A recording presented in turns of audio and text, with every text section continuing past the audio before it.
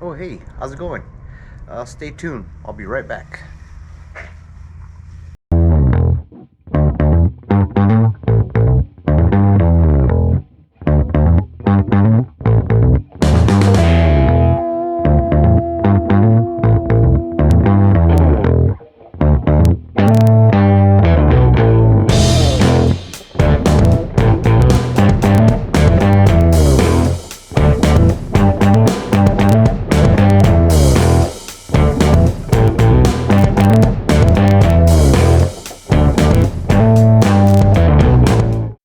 Hey, JohnnyVet here with an update for you.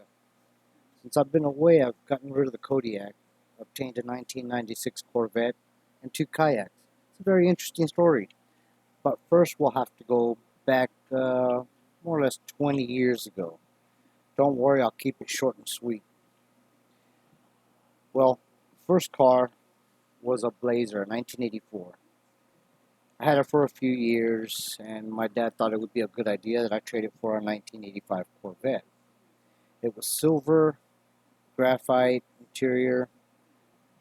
It was a beater, needless to say. I mean, that car was, man, I cannot begin to describe the condition I got it for, or in, considering it was a 1985.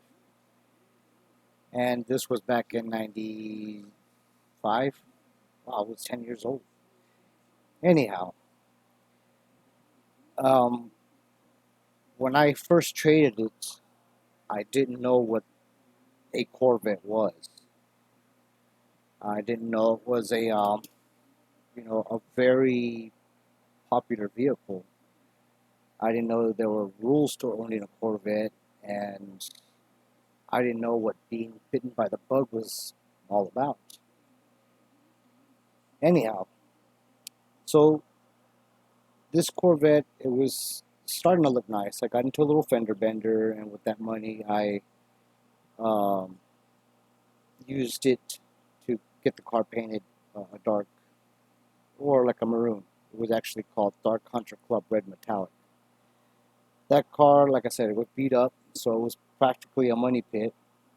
And after that, I graduated high school and off to college. Well, I needed something a little bit more dependable, so we had to get rid of this car and jumped into a 1990 Corvette. Now, that was a beautiful car.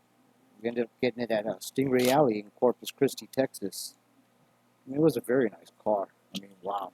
I still think back at it. It was white with steel blue leather interior. Unfortunately, with that car, that one also got into a fender bender. Now, both these cases weren't my fault. Somebody did something, or they weren't even paying attention, and they nailed my car. So, but after that, I didn't know how bad it was when they nailed this car. So as I was driving the car down to the shop to get the bodywork done, because it didn't seem that bad. The car started overheating, and when I got there, fluid already started pouring out. So basically, it everything just started going downhill after that. So as a college student, I couldn't afford it. Ended up getting rid of it, got into something different, more gas efficient, more comfortable, and a little bit more spacious. Anyhow, fast forward to 22, um, I didn't go out fishing that much on the Kodiak, so it would be parked at months at a time. And basically, for y'all boat owners, I'm pretty sure, or if you've owned a boat, you know what I'm talking about when I say this, that a boat has to be maintained whether you use it or not. And well, since I didn't use it, I still had to maintain it, which meant that I had to, you know, divert resources to maintaining it. So that became a headache.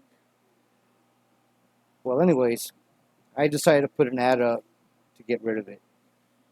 And it was a very modest price considering, all the gear I had on it, pinpoint, GPS, trolling motor, with the HDS Gen 1, I think it was, or Gen, no, it was Gen 2 Touch.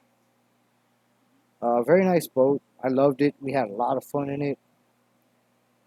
And let's see, maybe I'll do a flashback video on that. So after putting the ad up, so the guy reached out to my ad, and he asked if I'd be willing to trade for a Corvette.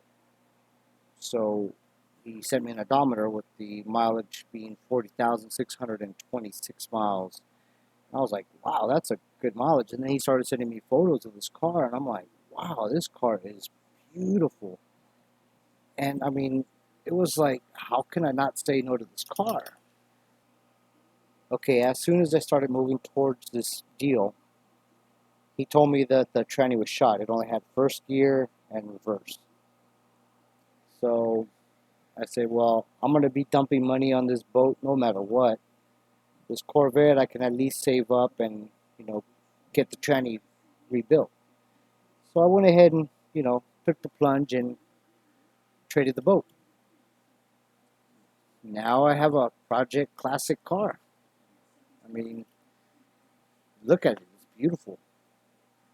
After I got rid of the Kodiak, I started kayak fishing. So I went out and bought a Jackson kayak, but I didn't know anything about kayaks, and decided to buy it anyways. I mean, it was $500. It was a sit-in kayak, and yeah, that kayak isn't good for Baffin Bay. I mean, you flip, you get water in there. How in the world are you gonna get out? I mean, that those kayaks are bad. Speaking of flipping, when I was fishing in it, I caught a fish. It was a black drum, and as I was trying to land it, I nearly fell into the water, which freaked the crap out of me. So after that incident, I really did enjoy kayak fishing. I just didn't like paddling against the wind. I mean, man, that was a workout from hell. And then, of course, nearly flipping in it and realizing if water got in, how am I going to get it out? Of course, bilge pump, but I didn't have one. So, anyhow, I sold that. After I sold it, I ended up borrowing a kayak. It was a Hobie Outback. Forgot what year. Very nice kayak. I mean, I enjoyed the hell out of it. I mean, it was sturdy. Of course, when I borrowed it, it didn't have the seat, rather a life jacket as a seat, and it didn't have the pedals. So I went out and bought some Vibe pedals and a Hobie seat so I could use this kayak a little bit more comfortable. So I mean, I enjoyed it. It was comfortable. It was cutting through waves. Water was coming in, but it was being drained. I mean, this thing was awesome. So I fell in love with the Hobie Outback, and I decided to go out and buy one. As time went on, I started rigging it up. I still had an HDS Gen 3, so I went ahead and put that on it. And, as I'm here kayak fishing, I'm saving away money to buy parts for the Corvette. And then one day I had gone out fishing in my Colorado, and I didn't have the kayak with me at the time. But anyhow, so we went fishing, and I ended up getting stuck. I was like, great, I miss having a 4x4 for these reasons. So I ended up trading in the truck, and I got myself a 22 Tacoma TRD, and it even has the crawl control. Now, when I first got the truck, I didn't know what it was. I was just like, oh, cool, it has this, whatever it is. When I found out what crawl control is, I was like, wow, that is freaking awesome. So, which brings us up to this year. I hope that wasn't too long. Anyhow, you've already made it up this far. Might as well finish the rest. So, came up to this year. I saw this kayak trailer combo. It was a Hobie PA14 trailer combo to be exact. And I went ahead and made an offer, and they took it. So now I'm a proud owner of a Hobie PA14.